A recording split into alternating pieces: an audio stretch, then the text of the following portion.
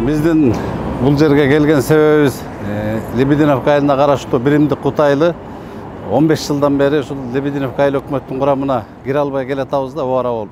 Колубузда кызыл китебиз бар, баары мыйзамдуу, бирок ушул айыл өкмөттүн курамына кире албай келатканбыз. Анан бүгүн президентке келгенбиз, элдер чогулуп алып баарыбыз үнүбүздү жеткизели деп. Президенттин жардамчысы бизди кабыл алды. Кудай буюрса 15-inde кайра келебиз. Аким, айыл өкмөт баарын чогултуп, ошол жерден баарына задание берип, ишти чечкенге аракет кылабыз деди. Эми да чоң үмүт бар. Үмүт менен күтүп турабыз. Элге рахмат силерге баарыңарга. Эгерде үнүбүздү укпай калса кайра келгенге мажбур болобуз. Ошондуктан буларда тезирээк аракет кылып бериш керек. Биз мыйзамдуу жерибизди мыйзамдаштыра албай убара болуп атабыз да. Биздикинде эң таза кызыл китеби бар. Бул шаардын тегерегинде жер новостройкалар жок. Биз эң таза да, бирок ушундай айыл өкмөттүн курамына кире албаган зор болуп атат. Быйыл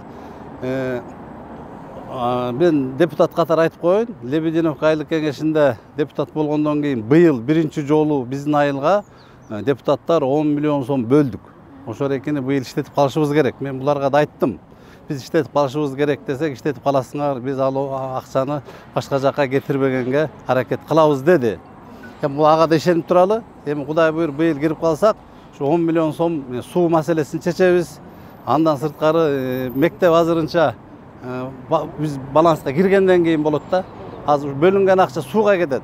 Жолдорду баштайбыз. Чыгылып алдыда, келечек алдыда. Рахмат баарыңарга, колдоп келгениңерге. Рахмат. Ишенгиле, жеңиш биз тарапта болот. Биримдик айылынан келдик, Лебединовка айыл өкмөтүнө кире албай жүрөбүз, 15 жылдан бери жашайбыз. Мектебибиз жок, жолубуз жок, баткак кечип жүрөбүз, суубуз да жок. Анан ушуга айылдан чогулуп алып келгенбиз, ушу көйгөйүбүз чечилсе деп үмүттөнүп атабыз. 15-теринде карап беребиз деп айтып атышат. Анан эми ошого үмүт кылып туралы. Үнүбүздү ушу президентке угсал деп келгенбиз ушу. Жакшы жаңылыгыбыз болуп кабыл алды. Рахмат.